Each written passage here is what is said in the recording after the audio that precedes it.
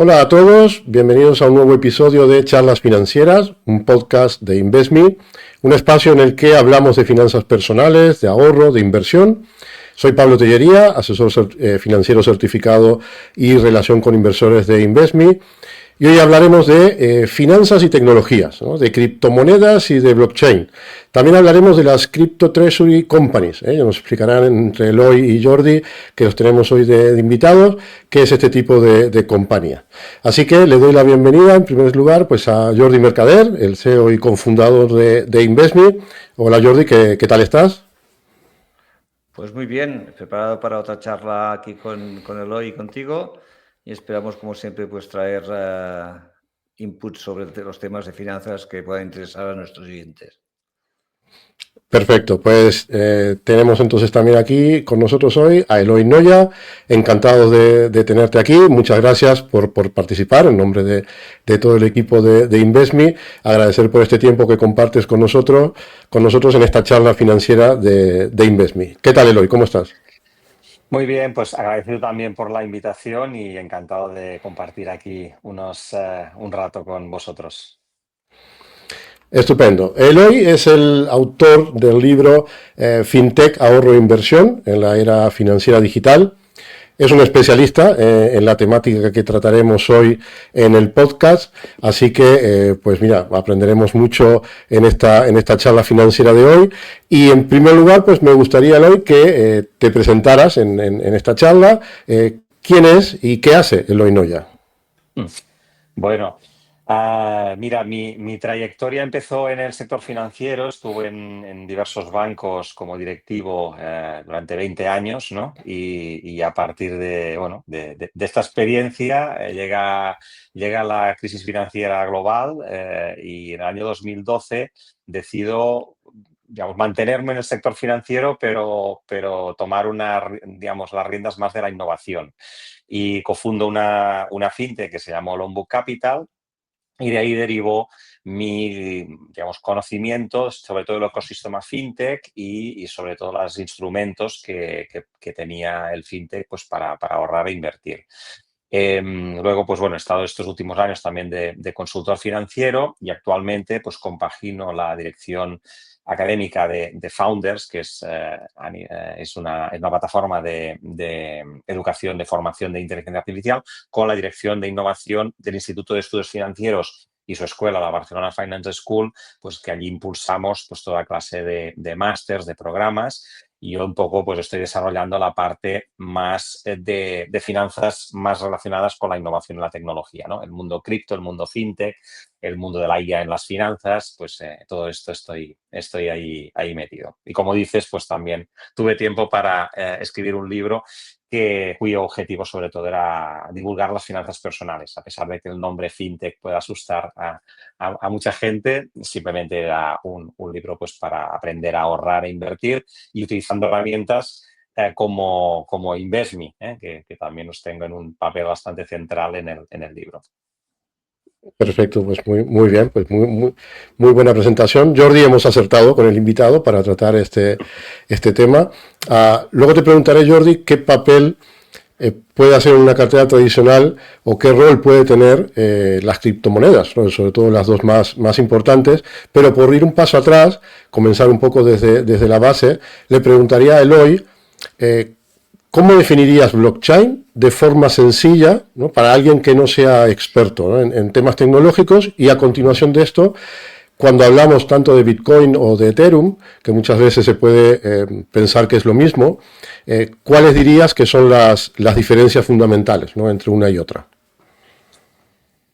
Bien, blockchain así para, digamos, el lenguaje llano es una tecnología que surge para sustituir cualquier autoridad central. Es decir, la mayor parte de nuestra operativa, ¿no? Desde que enviamos mensajes por WhatsApp, enviamos dinero por Bizum, vemos cualquier programa de televisión, todo al final depende de una autoridad, alguien que nos permita entrar a disfrutar de un programa de televisión, alguien que nos permita transaccionar dinero o alguien que nos permita simplemente enviarnos mensajes por WhatsApp.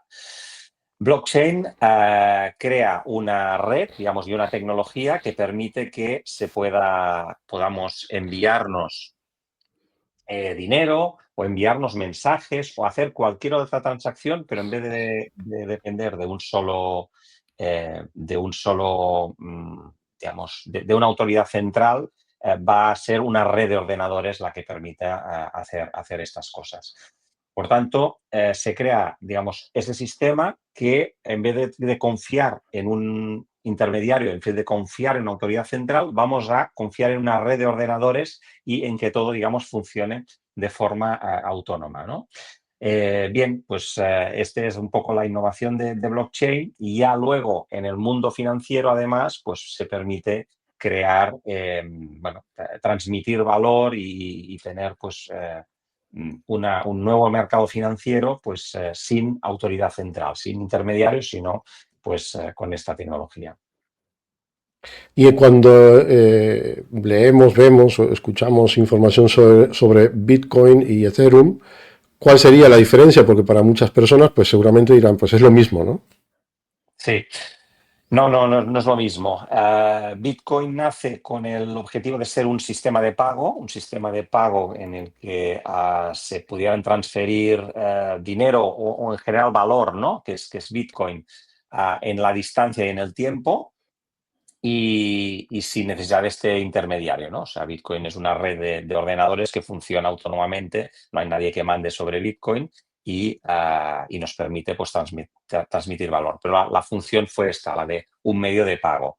Ethereum es una evolución, es con la misma tecnología blockchain, es crear un sistema operativo sobre el que se puedan desarrollar aplicaciones, ¿eh? Es decir, es ya una evolución en la que no solo es un sistema de pagos, sino que allí en Ethereum pues se puede crear el software que queramos, ¿eh? Se pueden crear desde videojuegos, finanzas descentralizadas, cualquier cosa que tengamos en nuestro móvil actualmente se puede crear en forma descentralizada en Ethereum, y por tanto es ya, digamos, una evolución. Bitcoin sería un sistema de pago parecido a nuestro dinero o al oro, por ejemplo, y Ethereum ya sería no es como un sistema operativo en el que se van desarrollando aplicaciones. Perfecto, pues muy...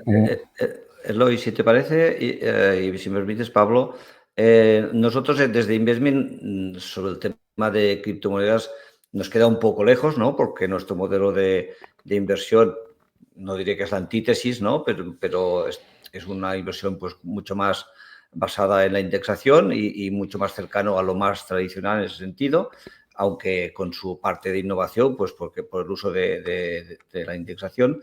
Pero sí que desde el año al menos 2017 que empezamos, nos interesamos por el mundo de las criptomonedas como un potencial nueva clase de activo, ¿no? Nosotros, nuestras carteras están formadas por diferentes clases de activos, digamos las más preeminentes, la renta fija, la renta variable y algunas veces el oro, y nos planteamos si pues las criptomonedas, y en especial el Bitcoin, de alguna forma podían con el tiempo llegarlo a ser, ¿no? Yo mismo escribí hace un par de meses un post para Invest, un poco revisando la evolución desde entonces, y identifiqué como varios puntos que han hecho que desde entonces, ¿no? Estoy hablando pues de hace 8 años, pues las cosas estén un poquito más claras, ¿no? La primera cosa es la revalorización extraordinaria del Bitcoin, en especial en los últimos años, aunque recientemente pues, ha tenido caídas importantes, que hace que esté en la mente de todos, ¿no? ¿Cómo ves tú esta primera parte? Y si quieres, después te voy introduciendo otras patas de esa evolución y me dices tu opinión. Sí, o sea, te refieres o sea, Bitcoin ya ha entrado también las instituciones en este activo, ¿no? Sí, creo que Bitcoin es todavía un activo muy joven, ¿no? Y por tanto, a veces predecir sobre lo que puede pasar en el futuro es complicado. Además, ahí se mezclan tecnología, siempre predecir sobre la tecnología, tan rápido como van las cosas, pues parece un poco atrevido, ¿no? Pero es cierto que Bitcoin en los últimos años ha tenido esta adopción institucional, o sea que, digamos, sigue siendo un valor donde hay muchos escépticos. De hecho, creo que hay más personas que dudan de que Bitcoin realmente tenga un valor real que las que pues, más o menos creen que puede tener algún sentido a nivel de inversión, pero por parte del mundo institucional y de algunas gestoras importantes, pues lo han adoptado, han creado ETFs y de alguna manera implícitamente están recomendando que en un porcentaje relativamente pequeño, eso sí, en una cartera, pues se pueda incorporar esto como activo, ¿no?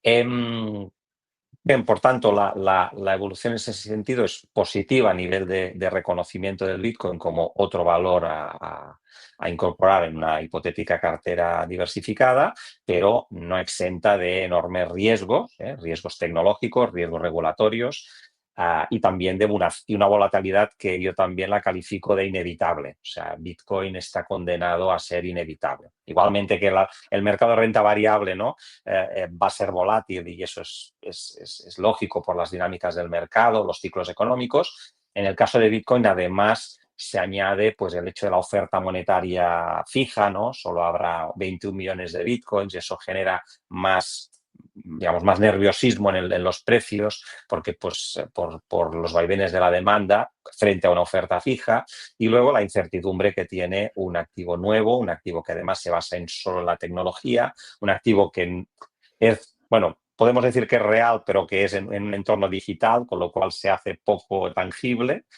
y que despierta pues mucha incertidumbre y que no sabemos dentro de 10, 20 o 30 años si continuará habiendo Bitcoin o no. En esta reflexión que me hacía yo cuando hice este post, vi que así como hace 8 años, cuando empezamos a interesarnos por el Bitcoin como potencial clase de activo, pues obviamente en ese momento era súper dudoso, pero yo diría que en estos momentos ya hay quien lo califica como el oro digital, ¿no? Y en ese sentido puede haber ayudado pues la explosión de ETFs más allá de lo que ha pasado anteriormente, que si los futuros, etcétera, y obviamente la cantidad de plataformas que hay, pero digamos la explosión de ETFs, de lanzamiento de ETFs que hubo primero en Estados Unidos y que ahora Sí. mismo también se ha producido en Europa con menos volúmenes, pero esa adopción casi mayoritaria de las grandes gestoras, algunas de ellas tradicionales Sí. como BlackRock, iShares. ¿Cómo ves tú esa evolución? Sí. Sí, sin duda, la irrupción o la emergencia de los ETFs ha sido clave para esta adopción, ¿no? Y también yo diría incluso para una cierta consolidación de volúmenes y de precios, a pesar de que ahora pues, ha habido bueno, una corrección importante del precio de Bitcoin, pero creo que no vamos a asistir a las debacles del menos 80% que tuvimos en otros momentos con Bitcoin, ni tampoco aquellas fiebres de multiplicar por 10 o por 100 en poco tiempo el valor de Bitcoin, ¿no? Porque por esta adopción institucional. Em,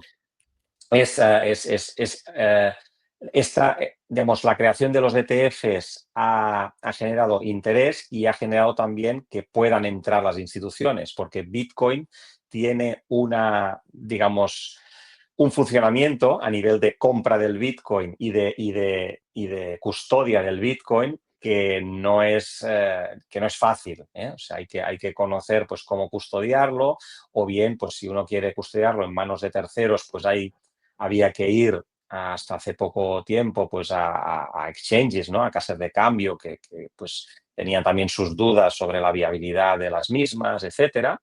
Y por tanto ahora crear un ETF, que es un vehículo muy conocido y además pues que las instituciones pueden invertir pues de forma muy sencilla, pues eso lo ha facilitado todo, ¿no?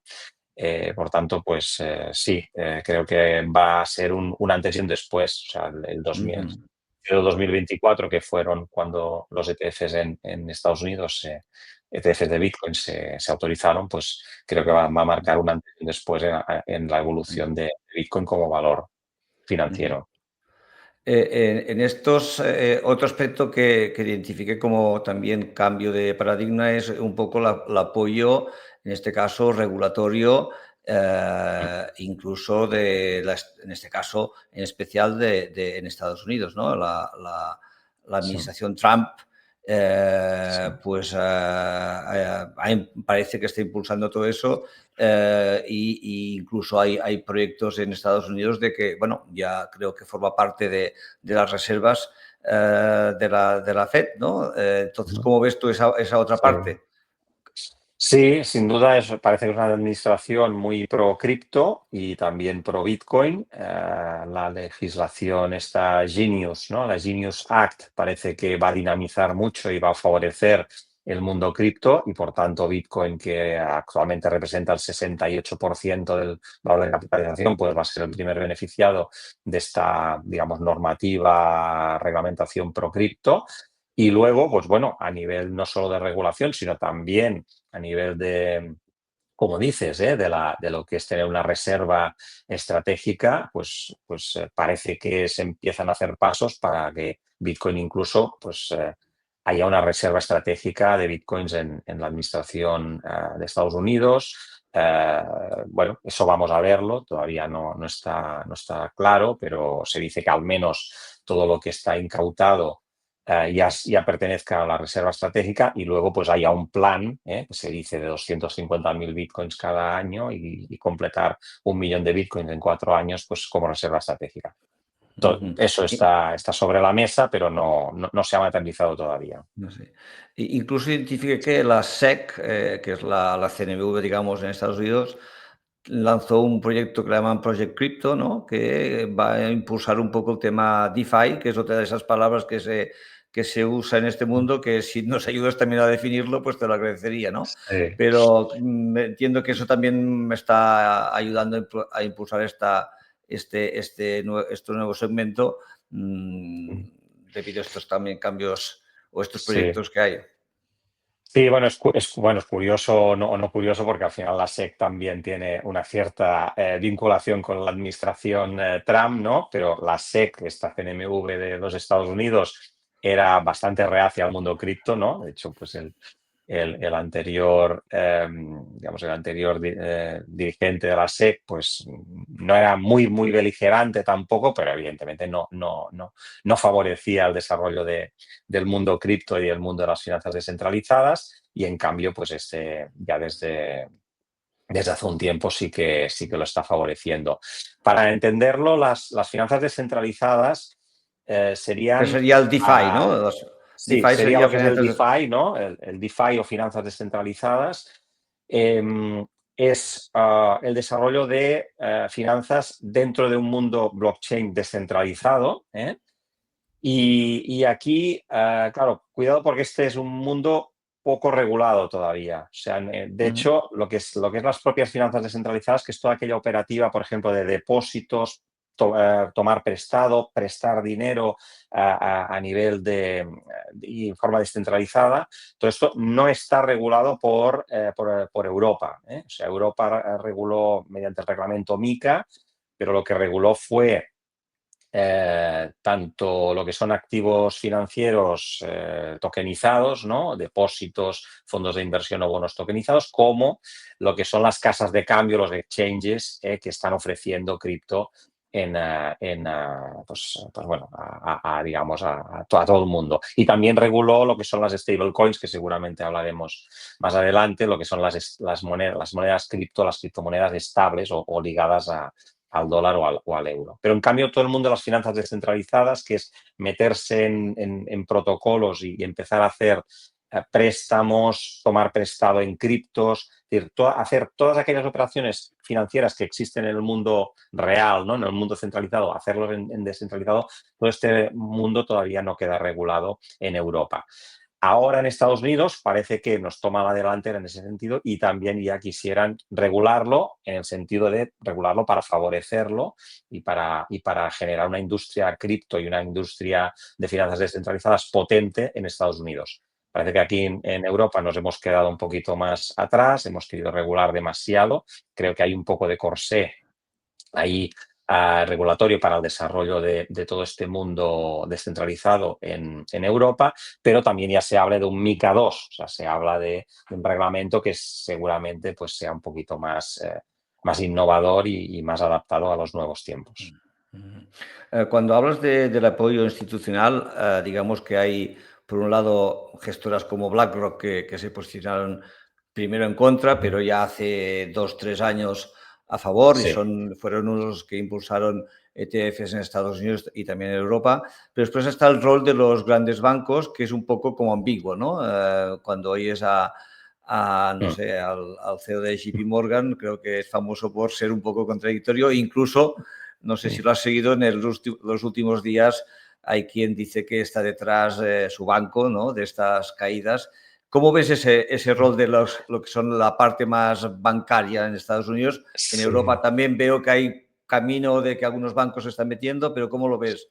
sí. ¿Cómo lo estás viendo? Es interesante porque se está viendo la evolución, ¿no? Los bancos eran absolutamente reacios y contrarios a toda esta innovación, ¿eh? Al mundo cripto, al mundo del blockchain, etcétera. En Estados Unidos, como bien dices, hay algunas instituciones como BlackRock y también JP Morgan, pues que han desarrollado ya blockchains, etcétera. Creo que los bancos van a ser decisivos para la adopción de todo este mundo, o sea que al final, este mundo todavía se ve con bastante reticencia e inseguridad por parte de la mayor parte de la gente y cuando empiecen a invertir en algo de cripto, en algo de Bitcoin o quizás hacer depósitos tokenizados, las personas, nosotros, vamos a confiar más en ir a un banco que no a ir pues a empresas que no conocemos y que no tienen una marca tan reconocida. Por tanto, los bancos van a ser protagonistas a la hora de esta adopción de pues, nuestros primeros bitcoins o nuestra primera operación en un fondo tokenizado, pues quizás va a ser en una entidad financiera, digamos, tradicional, ¿no? Pero es cierto que van a ir muy, muy, muy despacio, ¿eh? Van a ir despacio y también se da una paradoja, ¿no? Que es que este mundo que siempre decimos, ¿no? De las finanzas descentralizadas, seguramente va a ser potenciado por entidades centralizadas, ¿no? Es decir, que no vamos a operar en exchanges muy raros y donde se hagan operaciones de préstamo, de depósito de fondos en sitios pues más o menos ocultos, sino que se va a ir haciendo en entidades pues reconocidas, ¿no? Pero ahí también se va a desnaturalizar un poco la filosofía esta descentralizada, de no depender de un intermediario, de no depender de una autoridad central. Obviamente, ¿no? Si vamos a que nos a suscribir un fondo tokenizado, pues lo vamos a hacer seguramente en una entidad tradicional y entonces, por tanto, pues o en una fintech, pero va a ser siempre una autoridad central más que ir a un mercado descentralizado donde no hay nadie que esté al volante, sino que todo funciona automáticamente y con ordenadores descentralizados. Eso no lo veo, va a continuar, pero va a ser minoritario y en cambio la mayor parte de la gente va a ir entrando en todo este mundo de la inversión tokenizada, ¿no? En blockchain o en cripto, pues con entidades como fintechs, digamos, como podríais ser vosotros o entidades bancarias más tradicionales. En una de tus contestaciones previas has nombrado de pasada las stablecoins. ¿Nos puedes definir lo que son y en qué se diferencian o en qué se parecen a las, digamos, criptomonedas más conocidas como pueda ser Bitcoin y Ethereum? Y Ujú. después ya, si quieres de pasada, después tocaría hablar también de las CBDCs, ¿no? De las CBDCs, que Sí. sería un poco, creo que tienen una conexión, pero bueno, seguro que lo explicarás mucho mejor que yo, Eloy. Muy bien. Sí, las stablecoins son criptomonedas también, ¿no? Lo que pasa es que nacieron por una necesidad y es que las personas que empezaban a intentar hacer operaciones financieras con criptos como Bitcoin o Ethereum se encontraban con la gran volatilidad de precios que hay en Bitcoin o Ethereum. Es decir, que yo puedo tener unos Bitcoins y quizás pues quiero dejarle los Bitcoins y cobrar un tipo de interés a otra persona al que le estoy prestando estos bitcoins, ¿no? Claro, puedo ganar un tipo de interés, pero entonces voy a perder quizás dinero porque, como ha pasado en este último mes, Bitcoin pues se pega un menos 20%. Entonces, la operación no me habrá salido bien. Por tanto, para luchar o para evitar esta volatilidad implícita que siempre tienen todas las criptomonedas más conocidas, se crearon como unas criptomonedas dentro de estas finanzas descentralizadas que eran estables. Es decir, que era una criptomoneda, es decir, era un activo digital que funcionaba dentro de blockchain, pero que está pegada, digamos, el valor está pegado a un activo en general, una moneda de curso legal, el dólar principalmente y algo también el euro. Por tanto, una stablecoin, tendremos que es un activo digital, una criptomoneda cuyo valor es igual al dólar, por ejemplo, ¿no? Entonces eso, el primer caso de uso de las stablecoins fue la de en finanzas descentralizadas, cuando estamos haciendo operaciones en un mundo descentralizado, poder hacerlas, poder cobrar intereses o poder pagar intereses por préstamos o poder hacer cualquier operación pues, de derivados o de cambio de moneda sin los vaivenes que tienen las criptos como Bitcoin o Ethereum. Luego, las stablecoins están, digamos, la perspectiva es de que estas stablecoins vayan creciendo mucho porque también puede ser la moneda que nos permita entrar en activos financieros como lo que mencionábamos antes, ¿no? Como los fondos tokenizados. Los fondos tokenizados van a ser fondos de inversión como los que conocemos, pero mediante esta tecnología blockchain va a permitirnos, por ejemplo, suscribirlos inmediatamente, ¿no? O sea, que un domingo por la tarde, pues podamos suscribir un fondo y ya lo tengamos en la cuenta, cosa que hasta ahora, pues los fondos, digamos, hay que pasar unos días, pues hasta que no se invierta y hasta que no se refleje en tu cuenta. O depósitos tokenizados, pues 3/4 de lo mismo. Podemos hacer depósitos que en blockchain pues, te puedan dar intereses a diario, ¿no? O casi al minuto. Pues por esta tecnología que te da rapidez, te da agilidad, pues funciona de otra manera. No dependes de este intermediario que te calcule los intereses o etcétera, pues todo permite esa rapidez y esa manera nueva de invertir. Entonces, las stablecoins podrían ser la moneda, ¿no? Que nos permite luego pues, invertir rápidamente en depósitos tokenizados o en fondos tokenizados o en bonos tokenizados y hacer digamos, todas estas operaciones de invertir y desinvertir mucho más rápidamente. Y también las stablecoins, pues sobre todo en Estados Unidos, pueden tener un papel importantísimo a la hora de financiar la deuda pública. O sea que como las stablecoins, estas monedas que se emiten, tienen que invertir uno a uno en activos, digamos, reales y pueden invertir en moneda, ¿no? O sea, las stablecoins en dólares invierten en dólares, pero también pueden invertir en bonos en treasury, en bonos o letras de tesoro estadounidenses, pues claro, ahí es un instrumento muy bueno para financiar estas letras del tesoro estadounidense. Ya sabemos que pues el déficit o más bien la deuda total, los bonos estadounidenses, pues son realmente volúmenes muy importantes y bueno, las stablecoins ayudarían en parte pues a tener esta financiación de estos bonos estadounidenses. Y En ese luego sentido, me preguntabas por las CBDCs, que ahora que es... sí, Y sí, sí. entonces ahí las stablecoins serían, por tanto, iniciativas privadas, ¿no? Es alguien, o bueno, una empresa o un banco, por ejemplo, que también los bancos van a tener una importancia creciente en emitir sus propias criptomonedas estables, sus propias stablecoins, pero luego hay la iniciativa, digamos, oficial o centralizada del Banco Central Europeo de crear un euro digital.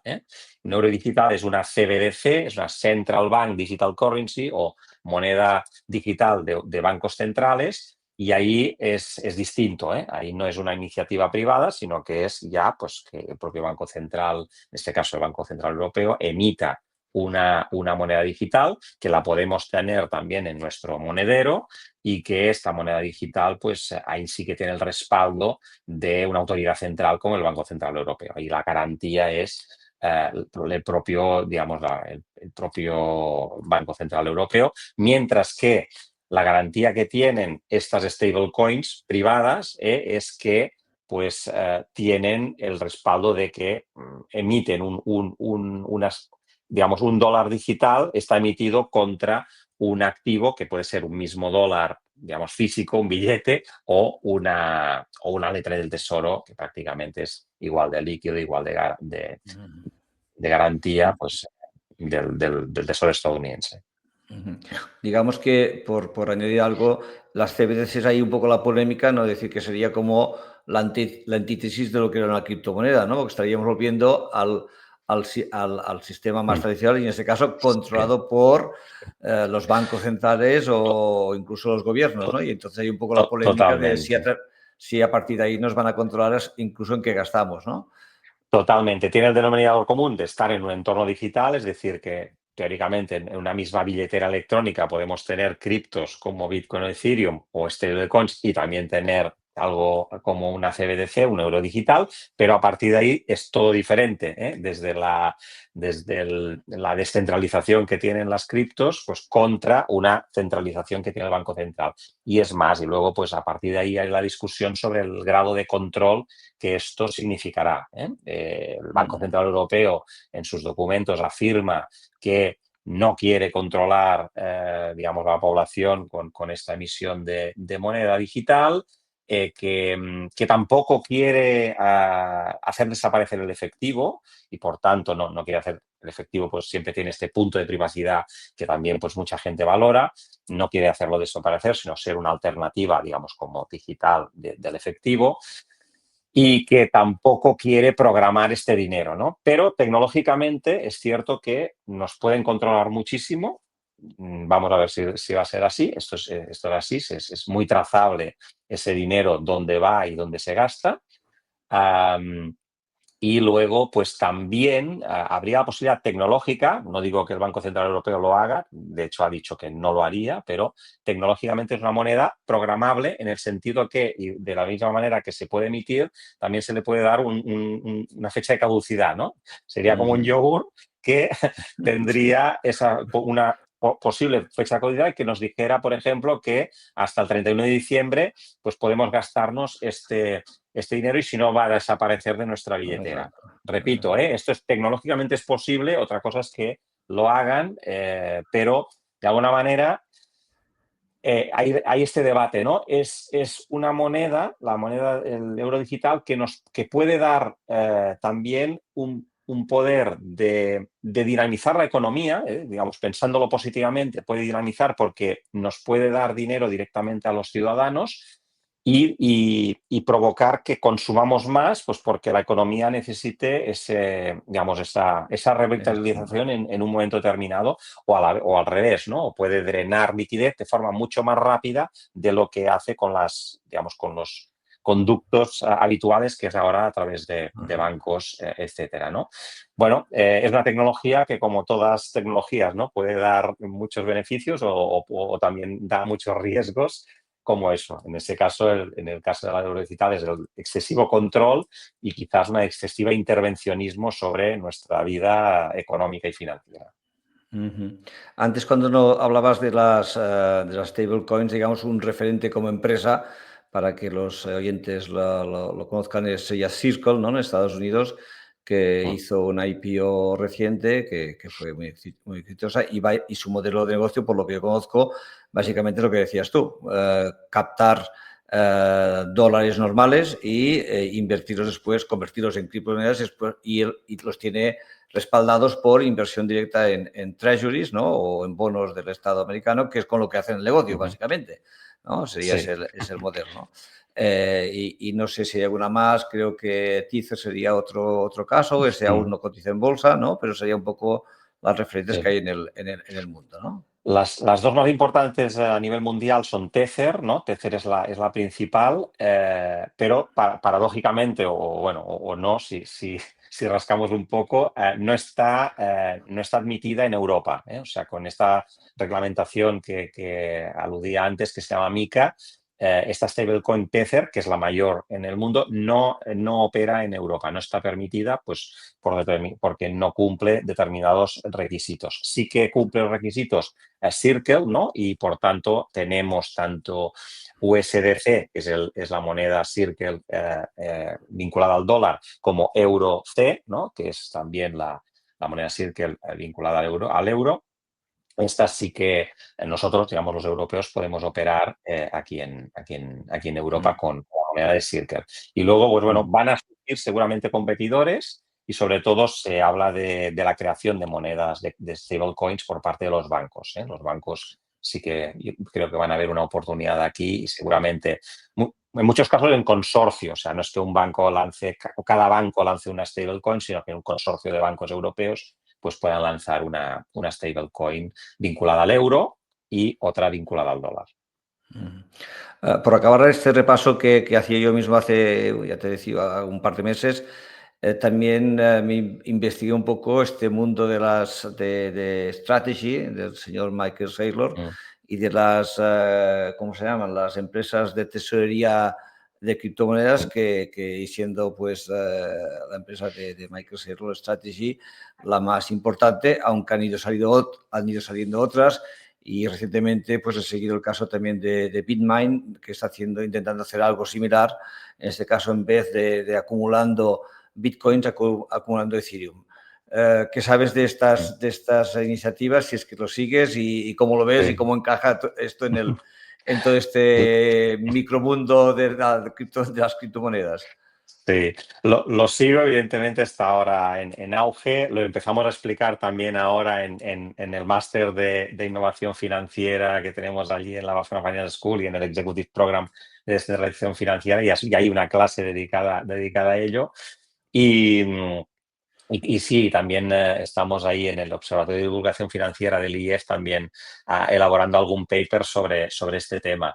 Las compañías de tesoreras de criptos, ¿no? Y como has mencionado, Strategy es la más importante, tiene actualmente 640.000 bitcoins.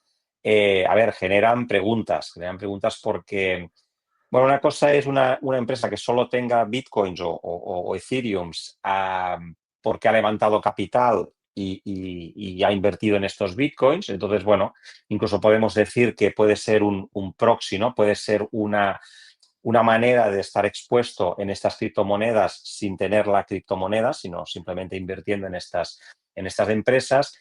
Lo que pasa es que la mayoría de ellas pueden invertir en estas criptos porque levantan dinero no solo de capital, sino también de deuda, ¿no? Entonces, claro, en su pasivo hay un fuerte componente de deuda y ahí es donde aparece el riesgo, ¿no? Están invirtiendo en Bitcoin o en Ethereum de forma apalancada y, por tanto, su exposición también es apalancada.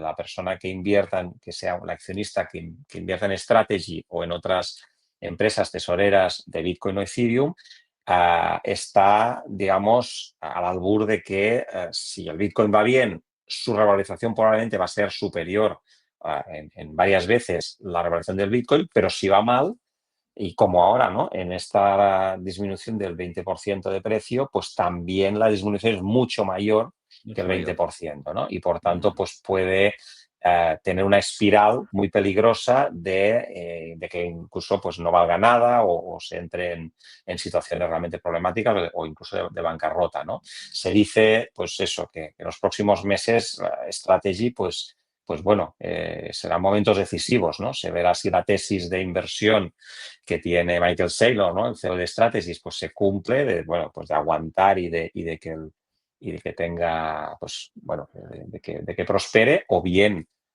que haya una disminución del precio de Bitcoin y eso desencadene pues que no pueda cumplir, no pueda honrar con la devolución de parte de la deuda y a partir de ahí se desencadenen ventas masivas de Bitcoin que incluso pues podría afectar al precio general de Bitcoin, ¿no? Pues porque esa empresa Strategy con tantos centenares de miles de Bitcoins pues pueda desencadenar alguna crisis.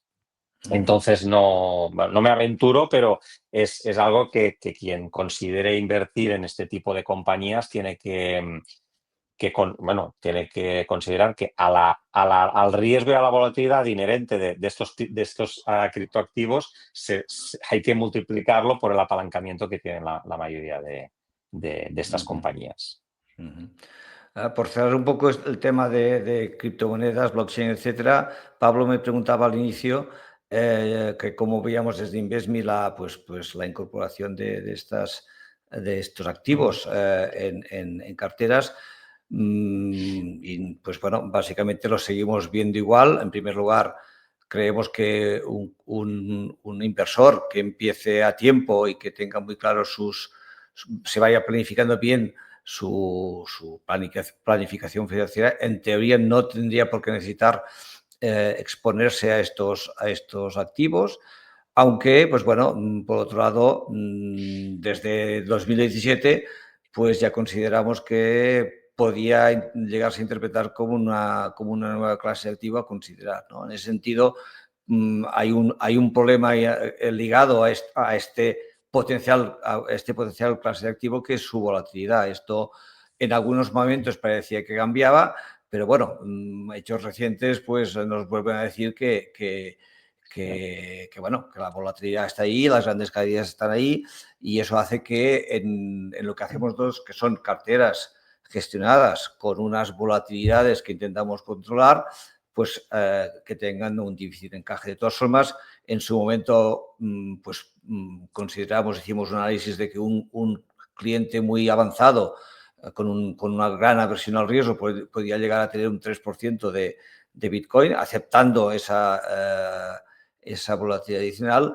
Bueno, revisándolo, pues vimos que, pues aunque había reducido, pues bueno, pues que podía llegar a tener sentido, pues alguien con ese apetito que entienda los riesgos puede llegar a tener un 5%, ¿no?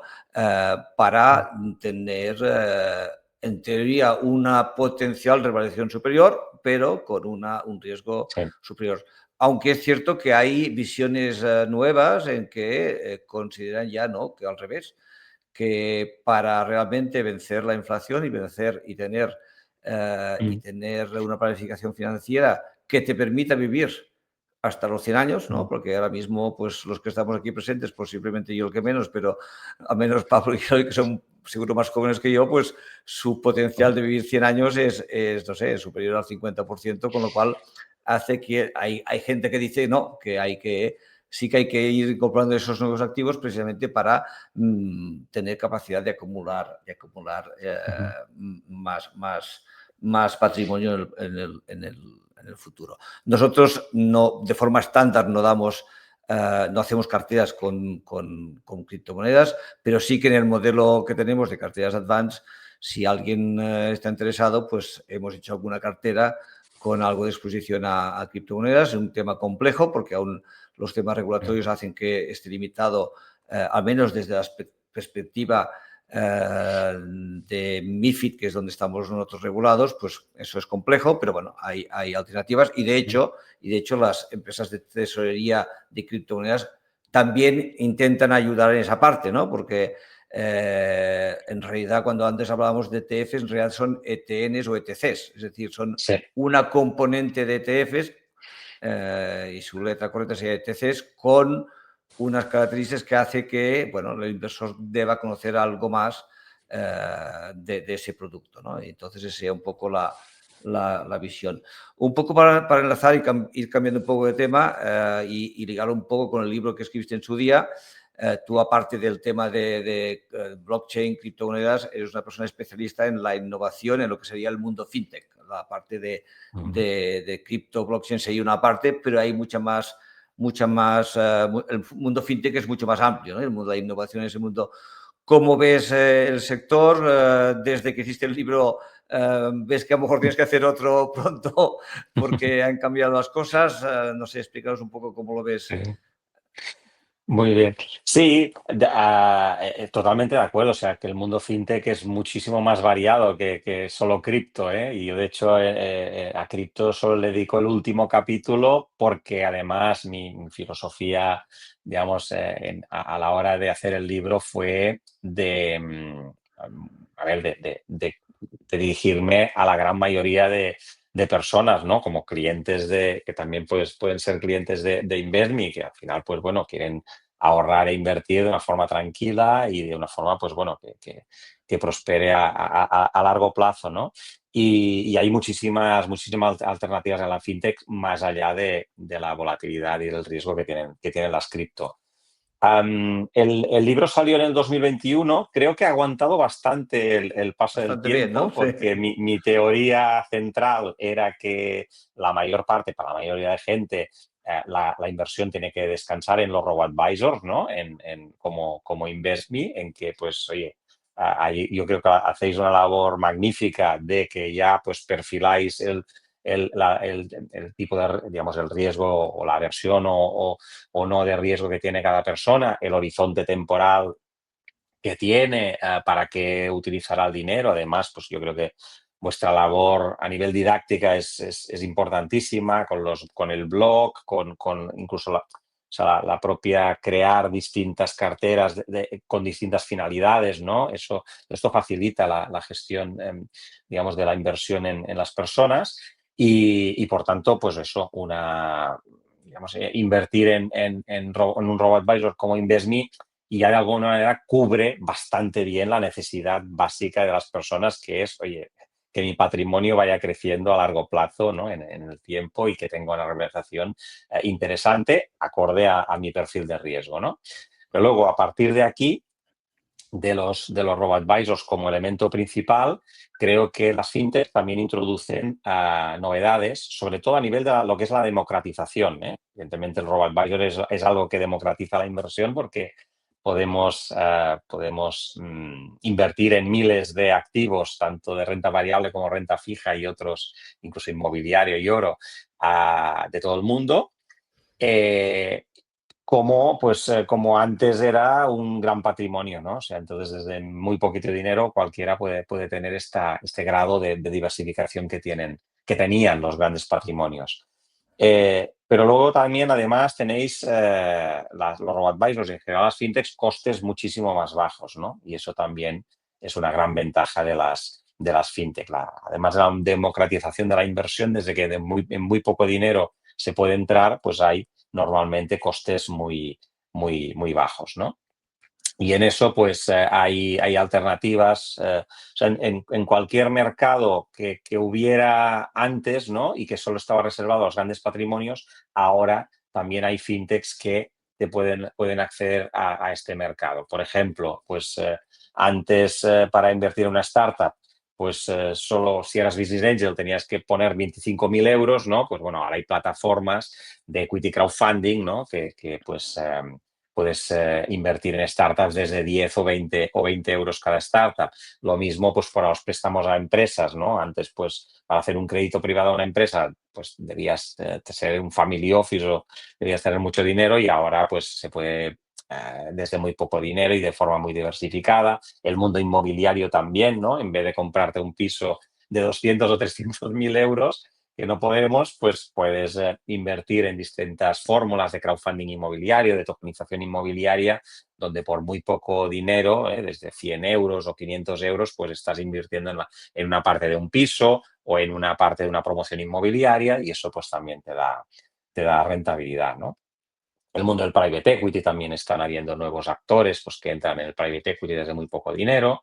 Incluso el mercado del arte, ¿no? Que es típico mercado que solo es para 4 multimillonarios, pues ahora también hay plataformas donde se puede invertir en el arte desde muy poco dinero.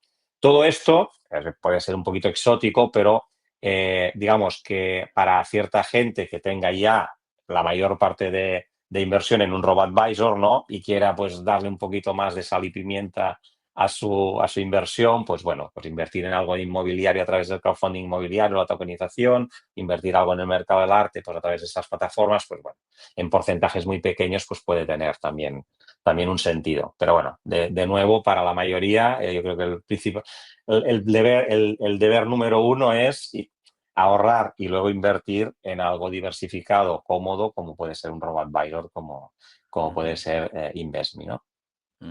Y En creo todo caso, que, bueno, como me decías, si ha habido muchos cambios en los últimos años, pues bueno, va habiendo alternativas, pero bueno, creo que el panorama es prometedor. Sobre todo la asignatura pendiente es la cultura financiera, ¿no? Eso ya lo sabéis que las personas, pues muchos les cuesta de entrar en todo esto y bueno, ahí sí que la labor que hacéis entidades financieras, sobre todo fintechs como InvestMe, ¿no? Pues ahí sí que a la gente le cuesta invertir, sobre todo, ¿no? Entonces, a la que empieza a invertir o a la que empieza a informarse sobre la inversión, pues bueno, ya entra en propuestas como InvestMe, pero es cierto que hay mucha gente que todavía está un poco, bueno, con solo el depósito bancario y ahí es donde pierden buena parte de rentabilidad y donde hay que un poco, bueno, cambiar las Hacerles dinámicas, ¿no? entender que hay, Sí. hacerles entender que hay opciones. En todo caso, yo recomiendo obviamente el libro de Eloy. De Eloy es una gran introducción. Pero ya que hablamos de libros, Eloy, en el mundo, ¿se te ocurre algún libro de memoria? Si no, yo recomendaré uno que leí en Ujú. verano sobre el tema blockchain, criptomonedas, que voy a recomendar a nuestros oyentes. Porque Mm, es un tema sí, que merece muchas lecturas y muchas visiones. sí. No sé si se te ocurre Hay, alguno. hay un libro que ya es antiguo, ¿no? Y bueno, quizás a alguien le puede frenar que sea un libro del 2017, 2018, que es el de Carlos Domingo, ¿no? Que es, bueno, dice Bitcoin, blockchain, todo lo que querías saber sobre Bitcoin y blockchain y no te atreviste a preguntar, ¿no? Creo que para entender qué es blockchain y cuáles son y por qué existen las criptomonedas, etcétera, creo que es un libro bastante básico, aunque ya digo, que sea de hace muchos años. Pero bueno, lo escribe Carlos Domingo, que bueno, luego es una persona muy importante en el mundo del desarrollo del blockchain en el sector financiero. Y luego, quizás, pues bueno, para entender Bitcoin, creo que el patrón Bitcoin, que es de Safe Dynamus, creo que es un libro no solo para entender Bitcoin, sino para entender lo que es el dinero, ¿eh? Y todo digamos, el dinero y cómo estamos perdiendo poder adquisitivo pues por esta producción digamos, masiva de dinero. Uh, Creo que es un buen libro, no solo de Bitcoin, sino de economía y de entender qué es el dinero. Ujú. Habría también este es uno de los que leí este verano, para ponerme un poco al día, y habría el de Dinero Roto, ¿no? El de Sí, Lynn Alden, Open Money. Sí. que sería algo similar, Mm, creo yo, pero un poco sí, más desde la tecnología, creo yo, ¿no? sí. Lo Dinero digo. roto también es otra. Bueno, es un poquito más elevado, ¿no? Que a nivel, pero bueno, sí, también puede ser un buen inicio para entender qué es el dinero y luego, pues a partir de ahí, qué sentido tiene el mundo blockchain, el mundo cripto y especialmente Bitcoin. Sí. Sí, y ahí se mete un poco con las diferencias que hablamos al inicio entre lo que es el Bitcoin como prueba de toda la diferente tecnología que hay entre Bitcoin y Ethereum, por ejemplo, ¿no? Y eso puede ser interesante para que la gente lo vaya Sí, entendiendo. sí. Mm. Sí, antes no sé si me habéis preguntado cuál era la diferencia, ¿no? Y así para ponerlo rápido, dicen Bitcoin es como el oro digital y luego Ethereum sería el petróleo, ¿no? O sea, Bitcoin es al final un oro que dices, bueno, tiene un valor en el tiempo, etcétera, pero en cambio Ethereum es algo parecido al petróleo, ¿no? Es lo que hace funcionar la Sí, economía, etcétera, ¿no? Entonces, bueno, Ethereum tiene también ese atractivo, ¿no? De que es como una especie de plataforma donde se están desarrollando muchísimas cosas y la moneda que la representa, pues también tiene unas expectativas más o menos altas, ¿no? Porque si progresa blockchain, va a progresar Ethereum seguramente. sí, si escuchas al CEO de BitMine, está vendiendo de que el nuevo Mm, Wall Street se va a montar sobre Ethereum y entonces toda su tesis de por qué crea esa mm, empresa, por qué crea la empresa y quiere, no sé si acumular, no sé si es el 3 o el 5% de Ethereum, está poco mm, basada en ese concepto. ujú, Eloy, sé que para ir acabando y tocar otro aspecto que sé que has empezado a tocar en los últimos meses, creo yo, o a lo mejor ya más de un ujú, año, el mundo de la inteligencia artificial. Sé que estás también en un proyecto ligado a eso. Cuéntanos un poco para ir terminando qué es eso, cómo lo ves ujú, y aprovecharía para hacerte una pregunta seguramente más difícil de responder. ¿Cómo ves el encaje de la inteligencia artificial en el mundo de las finanzas? Que es uno de los retos en los ujú, cuales nosotros también estamos embarcados y haciendo nuestras propias investigaciones. Pero bueno, si nos puedes hablar un poquito ujú. de inteligencia artificial. Sí, la verdad es que, bueno, la inteligencia artificial ya lo sabemos. Hace justo ahora 3 años, ¿no? Que surgió ChatGPT y a partir de ahí, pues fue un juguete, ¿no? Que empezamos a probar y que vimos, pues, las enormes posibilidades de la inteligencia artificial. Creo que es algo que hay que abrazar y que hay que aprender. Nos va a dar muchísima productividad, nos va a dar, como profesionales, nos va a potenciar y, por tanto, pues, bien, si queremos mejorar nuestro día a día, necesitamos aprender inteligencia artificial. Y yo, pues la verdad es que me apunté al proyecto de Founders, entre otras cosas, evidentemente porque pues es un proyecto bonito y de gran crecimiento a nivel mundial, pero también, pues mira, es la mejor manera de estar al día en este tema de la inteligencia artificial. En cuanto a las finanzas, claro, la inteligencia artificial es donde más aplicación ha tenido históricamente las finanzas, porque ahí es donde hay más datos y donde hay más, donde se puede ganar también mucho dinero gracias al poder de la inteligencia artificial. Por lo tanto, hay muchísima, digamos, hay muy buenas perspectivas, ya no solo de la IA que se va a aplicar, que se está aplicando en el sector financiero, en los bancos, en los gestores de fondos, etcétera. Vosotros seguramente tenéis ahí un montón de casos de uso de inteligencia artificial dentro de Invesmi, sino en nuestro día a día, ¿no? Nuestro día a día, pues ChatGPT o la herramienta que cada uno use de inteligencia artificial nos va a poder ayudar bueno, a aprender más de finanzas, ¿no? A que nos eduque más a nivel financiero, a preguntarle, a que nos sugiera cosas y, por tanto, mira, casi para cerrar un poco hemos dicho que las fintech, ¿no? Habían dado democratización de las finanzas, ¿no? Democratización de las inversiones. Bueno, pues aquí también la IA también nos ayuda a democratizar, digamos, nuestra gestión financiera, ¿no? Nos puede aconsejar, etcétera. Aunque las finanzas es algo que es cierto que es algo muy regulado, ¿no? Y que tiene que ser un asesor, pero digamos, y por eso, digamos, la IA no nos podrá configurar una cartera como nos puede configurar Invesmi. Pero bueno, sí que nos puede ayudar, por ejemplo, a planificar nuestros gastos o a ayudarnos a ahorrar más, a aconsejar, oye, qué sistemática puedo tener de ahorro, a descubrirnos activos nuevos, a acciones, eh, inversiones alternativas y, por tanto, pues en ese sentido la IA va a democratizar también, o sea, va a ayudar a personalizar también nuestras inversiones. O sea que Ujú, ujú, para todo el mundo la IA es muy importante, pero para nuestras finanzas personales también nos va a ayudar ujú. muchísimo. Ujú. Bueno, ya que ya he sacado el tema, pues no está de más que también explique un poco lo que estamos haciendo en Invesmi sobre inteligencia artificial. En Invesmi, desde hace muchos años hemos estado relacionados con proyectos de inteligencia artificial. De hecho, uno de los primeros proyectos acabó con el lanzamiento de un fondo de inteligencia artificial que no está gestionado por nosotros, pero digamos colaboramos con la investigación. Ese fondo está activo y en algún momento veremos si hacemos alguna actividad ahí.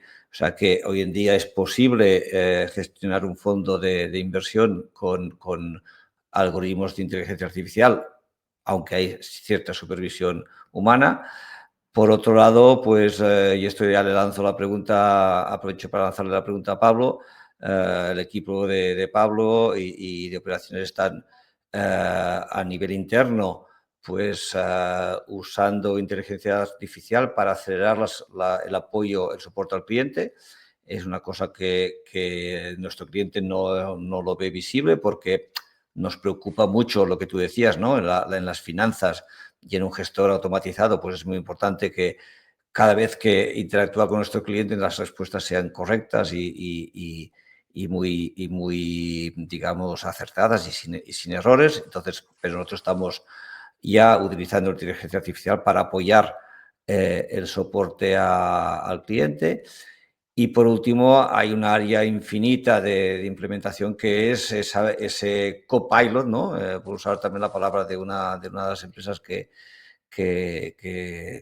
utiliza inteligencia artificial, pues cómo poner un copiloto en nuestras finanzas, ¿no? En nuestras decisiones financieras. Y ahí las aplicaciones son interminables, pero también las inversiones, ¿no? Entonces, en ese sentido, no es tanto lo que se puede hacer, sino pues el tiempo que hay que dedicar, y es un mundo pues con mucha inversión y mucho análisis, ¿no? Y con el agravante que en el mundo financiero, pues el tema, muchos de los errores que tiene, no errores, ¿no? Esos problemas que genera la inteligencia artificial, que a veces se desmadra, ¿no? Pues hay que, en el mundo, en una relación de cliente-proveedor, como es que tenemos con nuestros clientes, es muy importante eso, tenerlo muy bien controlado, ¿no? Pero es infinita las aplicaciones que pueda haber. Pablo, para ir acabando, no sé si nos queda algún tema en el tintero. Creo que estamos cerca de la hora y no sé si No me- nos queda alguna cosa. Bueno, me ha salvado por el tema de la voz, lo comentábamos antes de comenzar el podcast. Me ha pillado justo esta semana, bueno, pues propia de estos primeros fríos, ¿no? Fuertes, así que me ha salvado Jordi aquí bastante, ha cogido Sin el problema, testigo, sin problema. porque no iba a poder aguantar mucho. Lo que comentabas del tema de inteligencia artificial en el equipo, llevamos ya mucho tiempo investigando sobre eso y viendo las diferentes opciones que hay.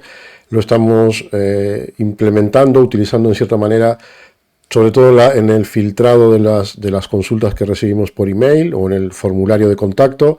Estamos atentos a cómo evoluciona también por el lado de las centralitas de voz, por la centralita digital, y en el CRM que utilizamos, en el software que utilizamos para todo el tratamiento de gestión con el cliente, se utiliza, por ejemplo, pues de tal manera que de manera mucho más rápida hoy en día puedes pedirle al CRM que te haga un resumen de todas las conversaciones que has tenido con ese cliente o los intercambios de email, y entonces antes de afrontar una reunión, por ejemplo, en el caso de los clientes InvestMe Plus, ¿no? Con los cuales tenemos más reuniones por videollamada o por llamada telefónica o presencial, pues en mucho más rápido, ¿no? Te hace un resumen de los puntos que has tratado, o si te has dejado notas pendientes para tratar más adelante, pues te hace recordatorios.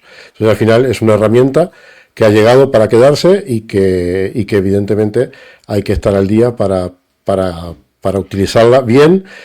Comentaba Eloy que al ser un sector regulado también claro, hay una sensibilidad que hay que intentar controlar mucho, por Sin temas duda. normativos además, y porque muchas veces, yo a veces digo, ¿no? Pues está bien que una IA te haga una cartera básica o te proponga o te enseñe o te haga un resumen, ¿no? de una cartera, una comparativa, pero luego está el trato humano, ¿no? Hay la parte humana, porque la parte de finanzas personales tiene mucho más de humano probablemente que de matemáticas o de que de fórmulas.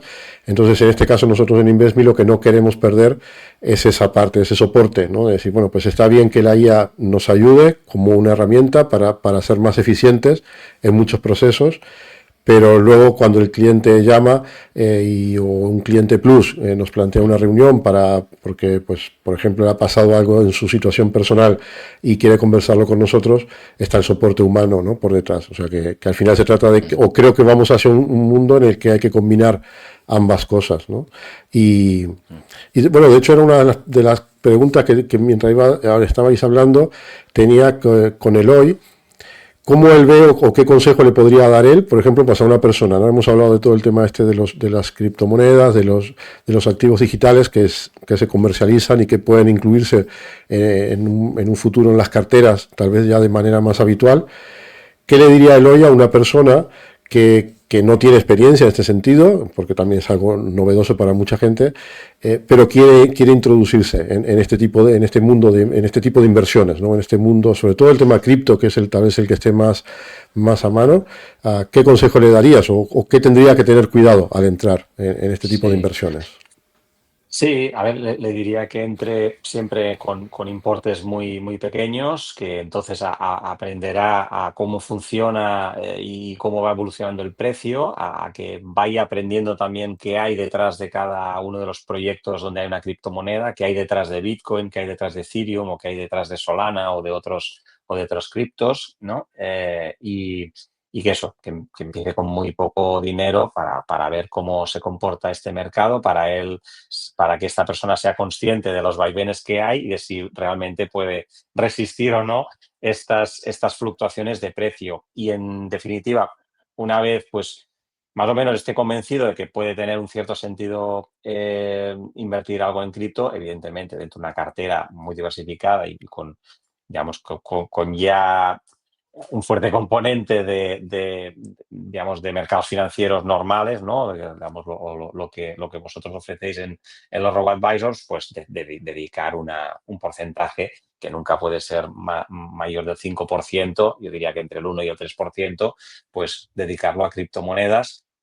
Y dentro de estas diría que la mayor parte, o sea, este 1 o 3%, estaríamos hablando de Bitcoin y Ethereum, y tampoco me aventuraría a muchas otras criptomonedas porque, a pesar de que haya proyectos reales detrás, están sometidos a un riesgo de todo tipo, tecnológico, de mercado, regulatorio, que lo hace pues realmente, bueno, poco prudente a recomendarlo como, digamos, a cualquier persona, ¿no? Por tanto, diría eso, empezar con poco dinero para empezar a ver cómo se comporta este activo y luego, al final, pues acabar invirtiendo entre un 1 y un 3%, fundamentalmente Bitcoin y Ethereum. En ese Estupendo. sentido, Pablo, si me permites añadir algo, también hay otro enfoque muy alineado con lo que decía Eloy. Pues bueno, en InvestMe, Pablo, tú eres un gran defensor de eso. Hablamos mucho de los diferentes objetivos. El primer objetivo es pues tener controlados nuestros objetivos principales, ¿no? Ya no digo tener un fondo de emergencia, pero puedo decir incluso la jubilación o comprarnos ese piso. Entonces, bueno, esto va por estadios.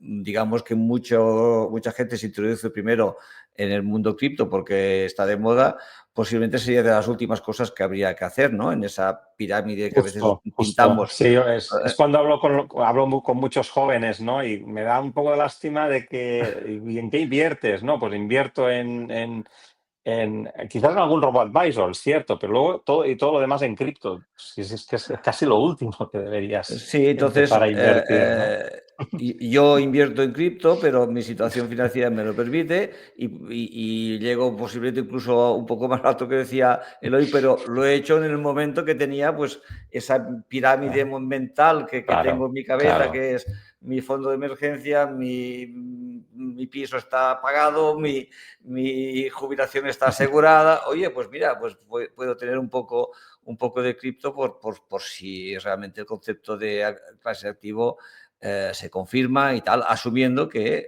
pues bueno, puedo tener una muy alta volatilidad, ¿no? Entonces, creo que esa fórmula debería servir para todo el mundo y en ese momento, pues incluso, pues si tienes todos tus objetivos superados, pues incluso superar ese porcentaje, ¿no? Pero nunca poniendo en riesgo los objetivos vitales que podamos tener.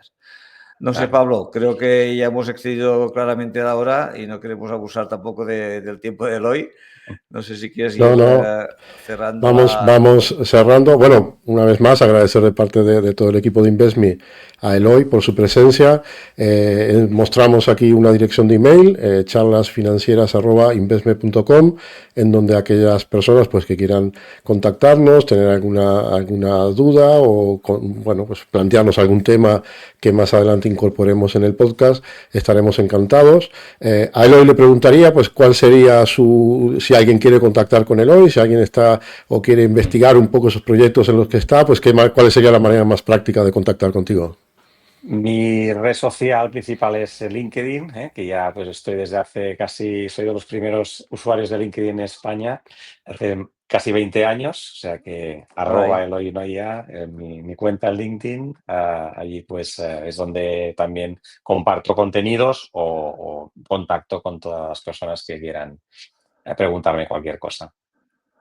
Perfecto, pues muchas gracias a ambos, muchas gracias Jordi también, nos vemos en la siguiente charla financiera y pues al resto de oyentes o personas que están viendo en el canal de YouTube, pues que nos den al seguir, que estén atentos a las novedades y seguiremos trayendo bueno, pues temas importantes de cara a lo que comentaba Eloy, pues una de las patas de esta misión de InvestMe, además de democratizar la inversión, pues es intentar aumentar o aportar nuestro granito de arena para aumentar la cultura financiera o la educación financiera. Así que nos vemos pronto. Muchas gracias. Gracias, Eloy. Gracias, Pablo. Gracias a vosotros.